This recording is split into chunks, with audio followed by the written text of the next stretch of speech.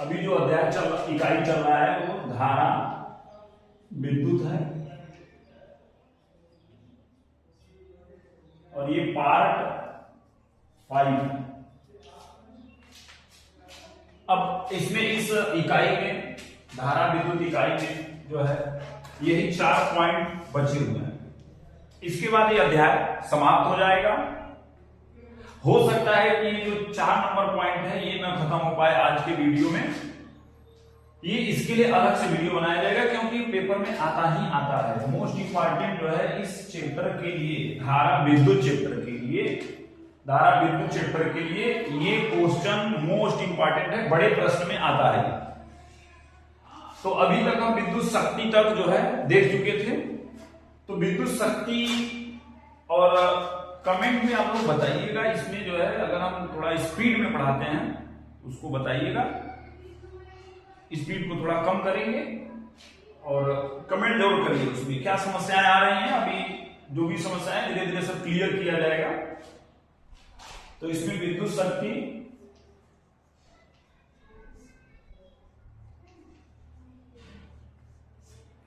तो विद्युत शक्ति कक्षा 10 में पढ़ाया गया होगा। विद्युत शक्ति को लिखते हैं P से।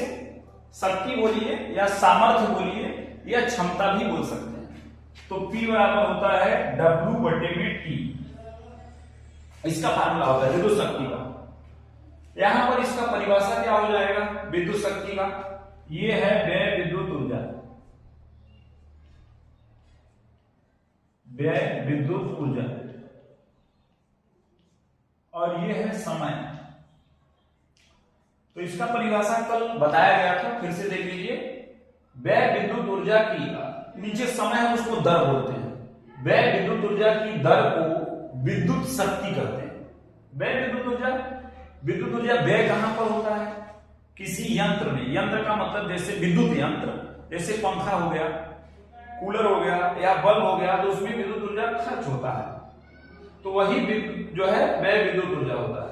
तो व्यय विद्युत ऊर्जा की दर को विद्युत शक्ति कहते हैं। परिभाषा इसका पेपर में आने का संभावना बिल्कुल भी नहीं है। तो इसका ये फार्मूला हो गया। परिभाषा कैसे बनाएंगे इससे वो भी समझ में आ जाएगा। अब इसका विशेष पॉइंट समझते हैं, नोट पॉइंट की इसमें क्या क्या है। सबसे पहले विद्युत शक्ति एक अदिश राशि,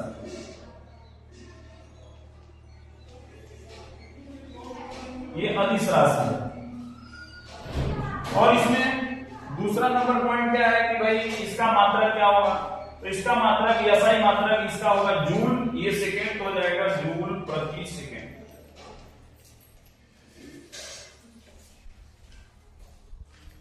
या तो इसमें जूल प्रति सेकेंड या इसको वाट भी बोलते हैं, वाट ही लिखा जाता है। तो यहां पर विद्युत शक्ति का SI मात्रक जूल प्रति सेकेंड जो कि सूत्र से मिला है, और वाट जो है इसका एक स्पेशल मात्रक लिखा जाता है वाट। और यहां पर जो है इसका विमीय सूत्र क्या होगा? विमीय सूत्र हम निकाल सकते हैं कार्य का या ऊर्जा का विमीय सूत्र mL²T⁻² होता है और समय का T होगा। तो जब T ऊपर जाएगा तो यहां पर हो जाएगा mL²T⁻³ तो ये हो जाएगा इसका विमीय सूत्र।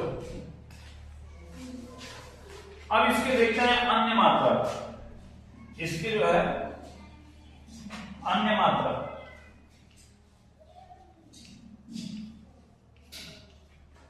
तो अन्य मात्रक में क्या क्या है? अन्य मात्रक में है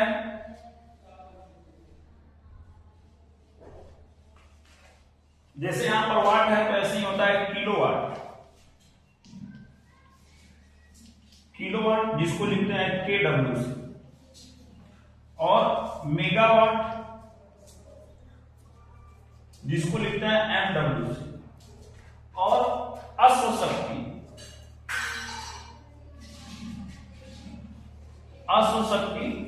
जिसको हार्स पावर बोलते हैं और साथ में इसको HP लिखते हैं।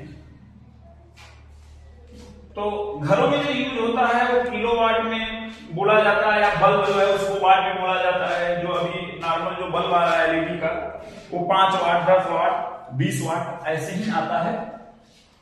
और किलोवाट जो है बड़े यंत्र के लिए होता है, जैसे कोई हीटर है या कोई और बड़ा यंत्र है तो उसका किलोवाट में क्षमता बताया जाता है। मेगावाट बहुत बड़ा अगर उद्योग में कोई यंत्र लगा है तो मेगावाट, और ज्यादातर जो है हार्स पावर में ही बताया जाता है। किसी मोटर की क्षमता को अगर बताना है, किसी मोटर की क्षमता को बताना है तो हार्स पावर में ही बताते हैं, अश्व शक्ति या इसको बोलते हैं हार्स पावर। अब इन सब का ये अन्य मात्रक है, विद्युत शक्ति के ये तीनों अन्य मात्रक हैं। यहां पर परिवर्तन इनमें वाट में कैसे बदलाव किया जाएगा, तो 1 किलोवाट बराबर होता है, सभी को पता होगा 1000 वाट। 1 किलोवाट बराबर 1000 वाट, और 1 मेगावाट बराबर होता है 10 के घात में 6 वाट।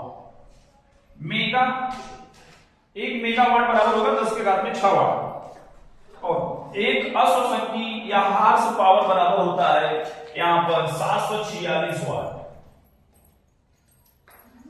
746 वाट ये पेपर में आता रहता है, या तो कभी कभी उल्टा पूछ लेता है कि 1 वाट में कितना अश्व शक्ति होता है। ध्यान दीजिए ये प्रश्न उल्टा नहीं पूछा है कि 1 वाट में कितना अश्व शक्ति होता है। तो 1 वाट को निकालने के लिए 746 को भेज देंगे, 1/746 हो जाएगा। तो 1 में 746 से भाग कर लेंगे तो पता चल जाएगा कि 1 वाट में कितना अश्व शक्ति होता है। ये काम आप लोग भाग करके पता कर लीजिएगा।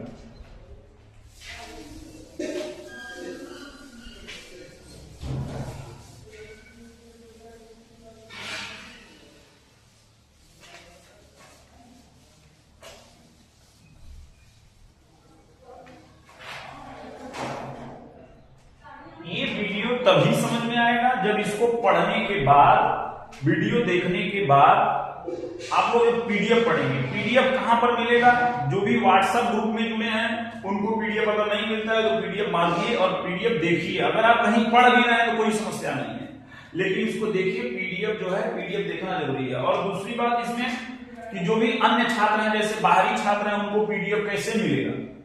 अगर वो पढ़ना चाहते हैं, फ्री ऑफ कास्ट जो है वो पीडीएफ लेना चाहते हैं, तो टेलीग्राम हमारा चैनल है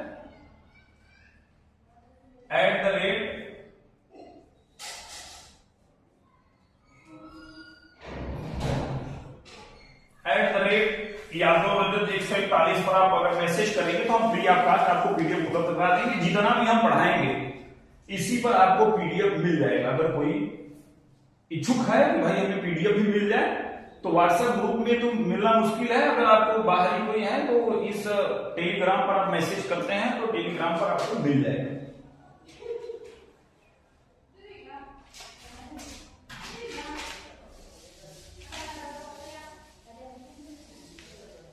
और इस अध्याय से संबंधित या कोई भी अध्याय से संबंधित कोई भी प्रश्न है, कोई भी क्वेश्चन है, आप इसी टेलीग्राम पर भेज सकते हैं, उसका सॉल्यूशन जल्द से जल्द मिल जाएगा।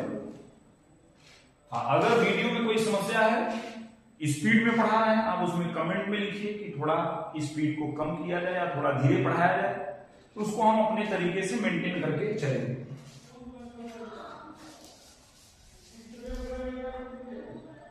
अब समझते हैं प्रतिरोध पर ताप का प्रभाव। ये पूछा है छोटे प्रश्न में।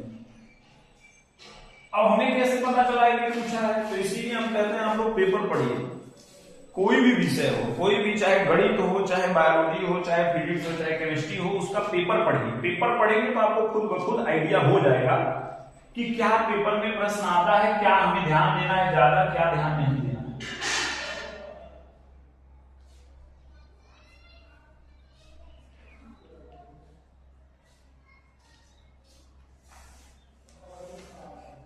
तो कोई भी चालक तार है तो उसके प्रतिरोध पर ताप का क्या प्रभाव पड़ेगा। ताप के बढ़ाने से या ताप के घटाने से प्रतिरोध बदल जाता है। अब ताप के घटाने से और बढ़ाने से प्रतिरोध का क्या संपर्क है, इसको हम समझते हैं। जैसे कोई तार है, चालक तार है, और चालक तार है तो इसमें मुक्त इलेक्ट्रॉन भरे होते हैं। ये कई बार बताया गया होगा कि कोई भी चालक तार है, धातु का तार है, तो उसमें मुक्त इलेक्ट्रॉन भरे पड़े होंगे। अब होता क्या है, जब इसको अगर हीट किया जाए, जब इसको गर्म किया जाएगा, इसका ताप अगर बढ़ाया जाएगा, टेम्परेचर अगर बढ़ा दिया जाएगा, तो इसमें जो इलेक्ट्रॉन है इनकी संख्या में वृद्धि हो जाती है। अब ये संख्या में वृद्धि कैसा होता है, ये इलेक्ट्रॉन आए कहां है? तार के अंदर जो परमाणु भरे पड़े होते हैं, तार के अंदर जो परमाणु भरे पड़े होते हैं उसी से ये इलेक्ट्रॉन निकले हैं। और जब तार को गर्म किया जाता है तो उस परमाणु के अंदर से जहां से कुछ इलेक्ट्रॉन निकले और इलेक्ट्रॉन निकलने लगते हैं।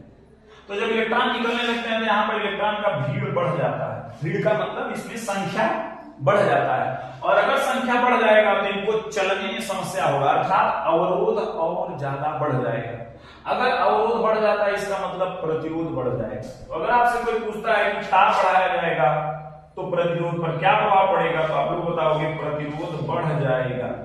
ये केवल चालक के लिए है। पदार्थ चालकता के आधार पर 3 प्रकार के होते हैं, चालक, अचालक, अर्धचालक। लेकिन ये नियम जो है पढ़ाया जा रहा है, प्रतिरोध यहाँ जो ताप पर निर्भर करेगा, ये केवल चालक के लिए बताया जा रहा है कि अगर कोई चालक तार है उसका ताप बढ़ाया जाता है तो उसका प्रतिरोध बढ़ जाएगा। उसके पीछे का कारण क्या है?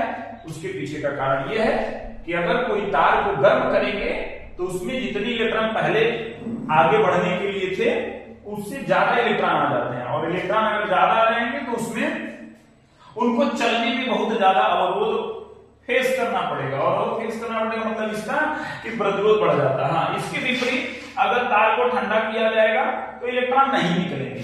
भाई सीधी सी बात है कि इलेक्ट्रॉन जो गर्म करने के कारण निकल रहे थे नहीं निकलेंगे, तो इलेक्ट्रॉन अगर नहीं निकलेंगे तो प्रतिरोध घटेगा तो नहीं, लेकिन यहाँ पर क्या होगा कि थोड़ा बहुत कम हो जाएगा, बढ़ेगा नहीं।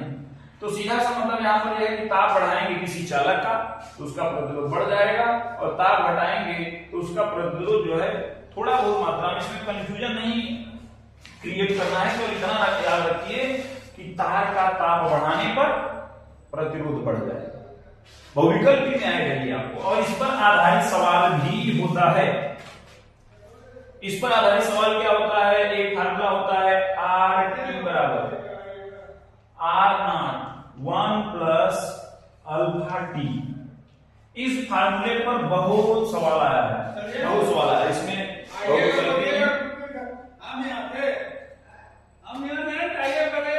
और उसके बाद इसमें RT बराबर क्या है, R0 बराबर क्या है, अल्फा बराबर क्या है, और T बराबर क्या है। इसमें जो RT है यह है T डिग्री सेल्सियस ताप पर प्रतिरोध किसी चालक तार का। T डिग्री सेल्सियस का मतलब कोई टेम्परेचर होगा, 10 डिग्री, 20 डिग्री, 30 डिग्री, 40 डिग्री, उस पर इसका जो है प्रतिरोध है। चालक तार का ही प्रतिरोध है लेकिन कुछ ताप पर। R0 क्या है? यह है 0 डिग्री सेल्सियस पर, 0 डिग्री सेल्सियस पर जो है। तो ध्यान दीजिए यहाँ पर ये जो RT है ये T डिग्री सेल्सियस ताप पर प्रतिरोध है। T डिग्री सेल्सियस का मतलब कोई ताप होगा जैसे 10, 20, 30, 40, 50 कुछ भी हो सकता है। R0 क्या है? 0 डिग्री सेल्सियस ताप पर जो है प्रतिरोध है। अल्फा क्या है? प्रतिरोध ताप गुणांक। और T क्या है? ये ताप है, T ताप है।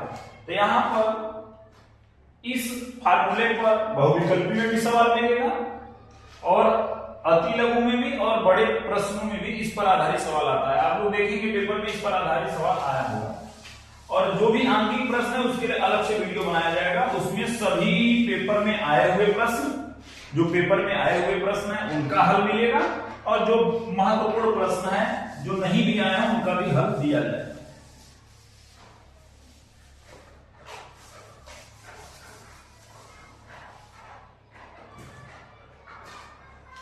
अब हम समझते हैं तार को खींचने पर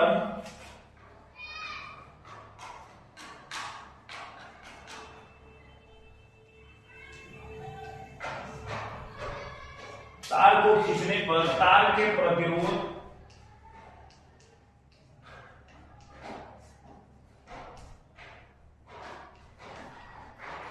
प्रतिरोध में परिवर्तन।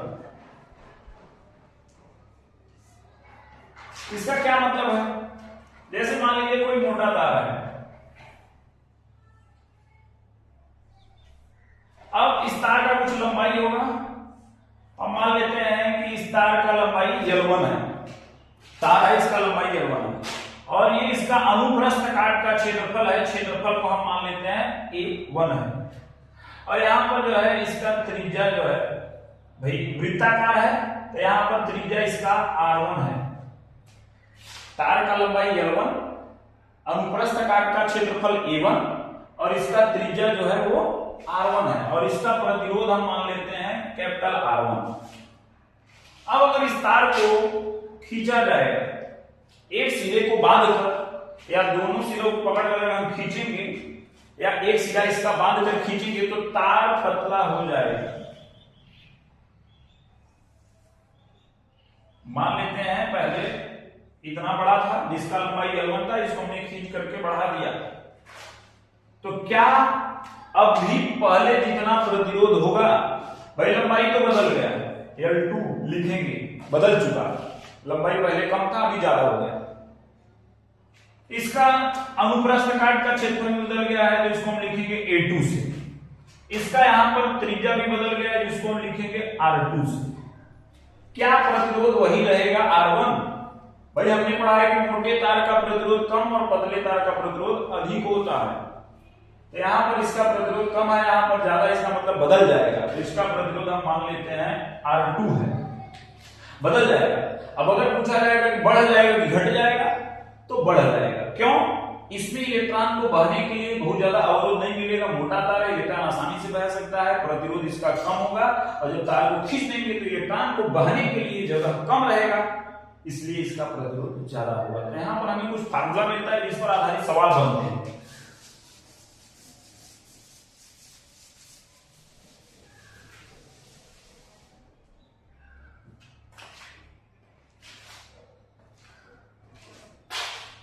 तो यहां पर हमने एक फार्मूला पढ़ा है, रो बराबर RA/L। ये विशिष्ट प्रतिरोध या प्रतिरोधकता का फार्मूला है, रो बराबर RA/L। तो यहां से अगर हम R निकालेंगे, पहले तार का प्रतिरोध अगर निकालेंगे,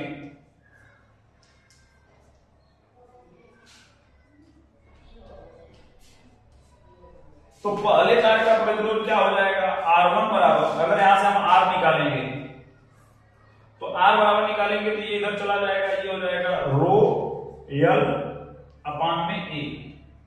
तो इस फार्मूले पर हम रखेंगे R1 बराबर यहां पर, तो रो तो नियतांक होता है 1 2 नहीं लिखा जाएगा, रो ऐसे रहेगा, पहले तार का लंबाई L1 और क्षेत्रफल जो है A1।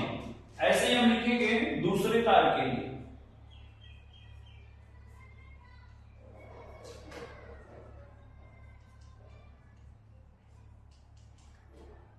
दूसरे तार के लिए प्रतिरोध,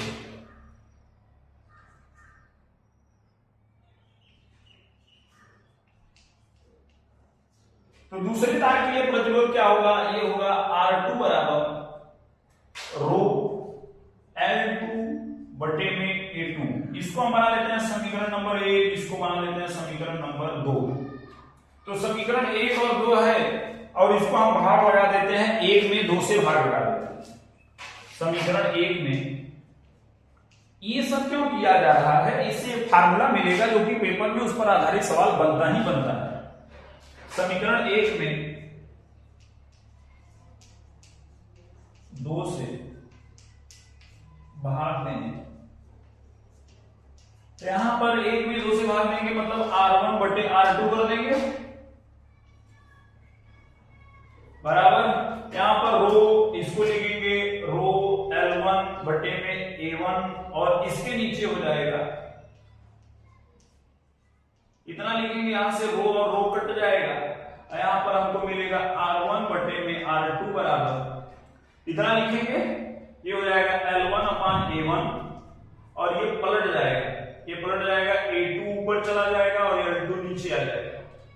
इसको हम ऐसे भी लिख सकते हैं, L1 में L2 और गुणे में A2 में A1। इसको हम बना लेते हैं समीकरण नंबर 3।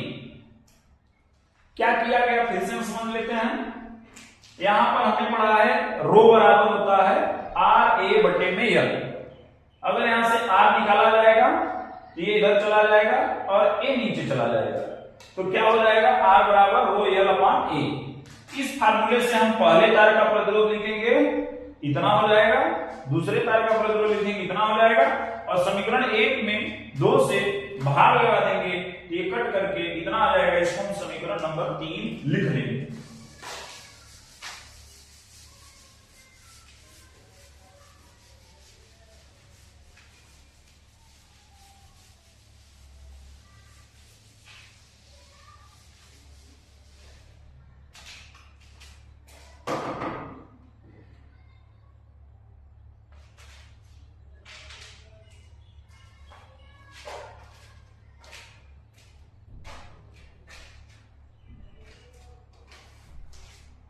तो यहां पर अब आगे करना क्या है कि सबसे पहली बात, जैसे तार अगर वही है, पहले मान लो ये तार था, इसको खींच करके पतला कर दिया गया, लेकिन इसमें यहां पर एक बात ध्यान देना है, एक बात ध्यान देना है कि तार वही है।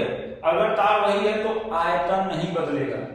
पहले तार का आयतन इतना होगा, दूसरे तार का आयतन इतना होगा। कक्षा 10 में पृष्ठीय क्षेत्रफल और आयतन पढ़ाया गया होगा, तो उसमें ये पढ़ाया जाता है कि कोई बेलन पिघला करके गोला बना दिया गया, या गोला पिघला करके कोई शंकु बना दिया गया, उसमें आयतन बराबर होता है। तार वही है, यहां पर हम लिखेंगे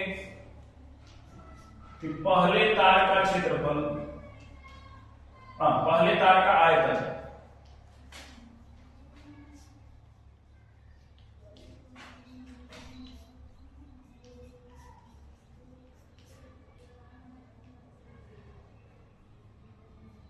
अगर तार वही है तो आयतन बराबर होगा पहले तार का आयतन बराबर दूसरे तार का आयतन। पहले तार का आयतन हमने एक फार्मूला पढ़ा है कि आयतन का जो फार्मूला होता है, आयतन बराबर हमने पढ़ा है क्षेत्रफल गुणे लंबाई।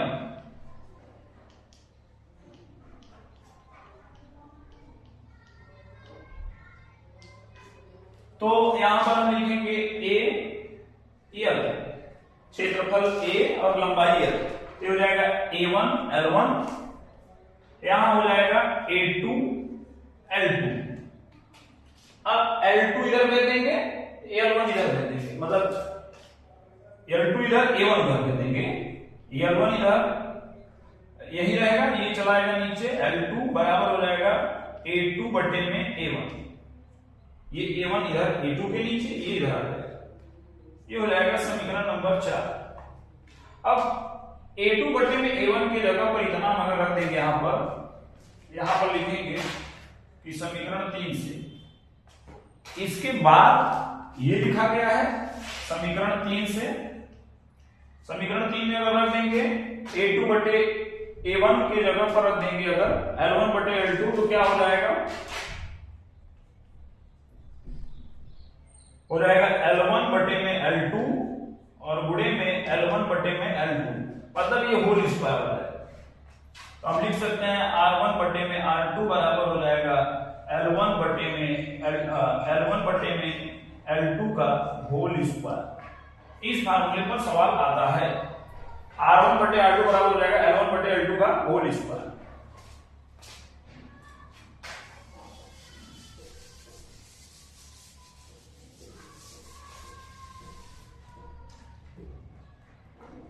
अब एक फार्मूला और निकल सकता है कि भाई ये समीकरण जो ये हम समीकरण इसके पहले जो समीकरण 3 था वो क्या था, समीकरण 3 यही था कि R1 बटे R2 बराबर L1 बटे में L2 गुणे A2 बटे में A1।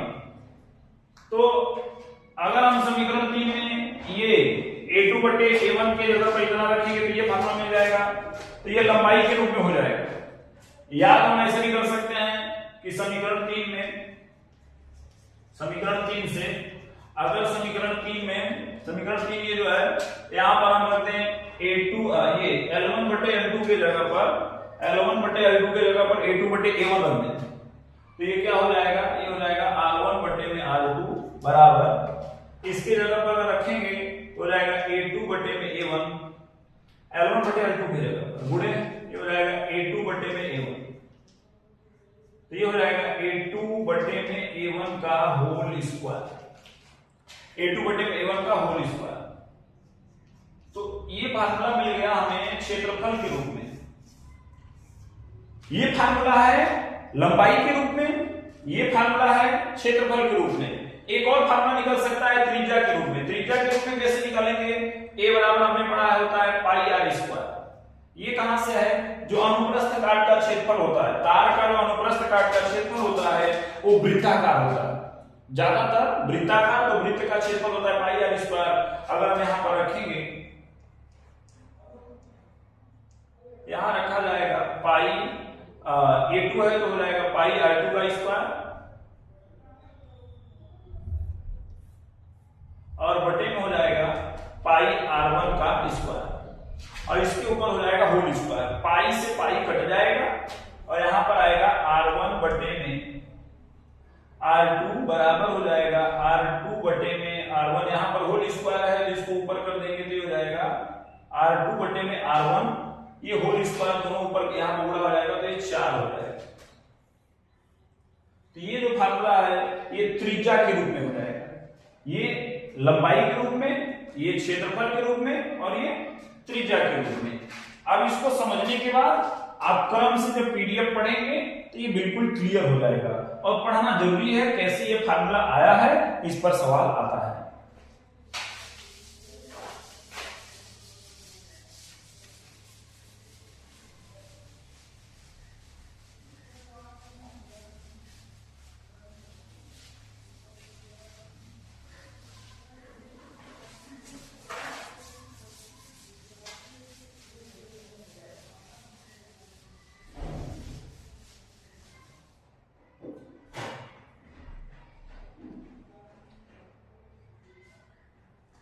देखिए इसमें एक और फार्मूला, अभी तक हमें क्या क्या फार्मूला मिला। अब पहला फार्मूला मिला हमें r1 बटे r2 बराबर होता है l1 बटे l2 का होल स्क्वायर, ये मिला।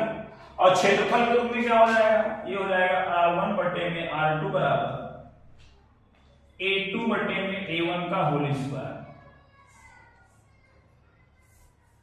और क्या मिला? और फार्मूला हमको मिला यहां पर r1 बटे में r2 बराबर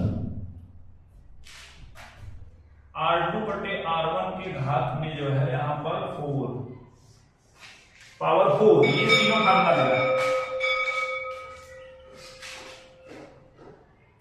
अब अगर यहां पर एक नोट पॉइंट है, इसमें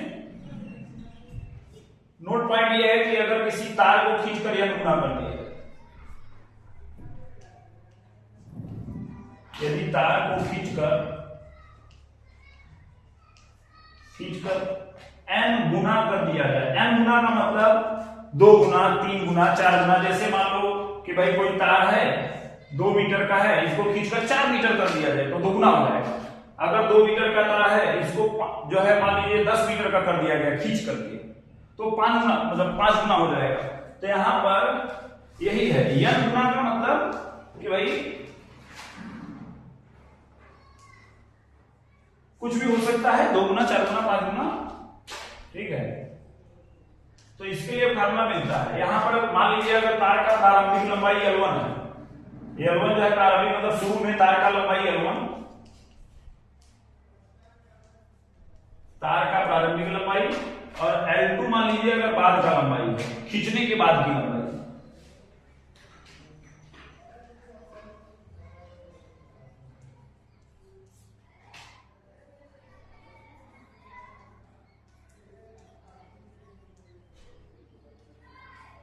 तो यहां पर एक संबंध हमें मिलता है कि बाद में जो होगा L2 और L1, ये बाद का जो लंबाई होगा पहले का n गुना हो जाएगा, मतलब बाद में ज्यादा होगा पहले का n गुना। तो अब इसको अगर हम इसमें रखेंगे फार्मूला में r1 बटे r2 में, L1 बटे L2 ऐसे रहने देंगे, L1 ऐसे रहेगा, L2 में रखेंगे अगर, L2 के जगह पर आप रखेंगे n L1, यहां से L1 कट जाएगा और मिलेगा R1 बटे में R2 बराबर, ऊपर 1 बचा है, कुछ सब कट गया तो 1 बचा है, नीचे n, तो हो जाएगा 1 का स्क्वायर n स्क्वायर। ये इधर गुणा कर देते हैं R2 इधर, या इसको ऐसे लिखते हैं कि R1 बटे में R2 बराबर 1 का स्क्वायर 1 हो जाएगा और नीचे n स्क्वायर, एन स्क्वायर का इधर बोला, इसका इधर, इसका मतलब ये हो जाएगा एन स्क्वायर R1 बराबर R2 और R2 बराबर आ जाएगा एन स्क्वायर R1। इस पर भी सवाल है, कक्षा 10 में एक आध सवाल जो है ये पेपर में इस पर भी आया था, ये पहले नहीं बताया जाता है कैसे फार्मूला होता है।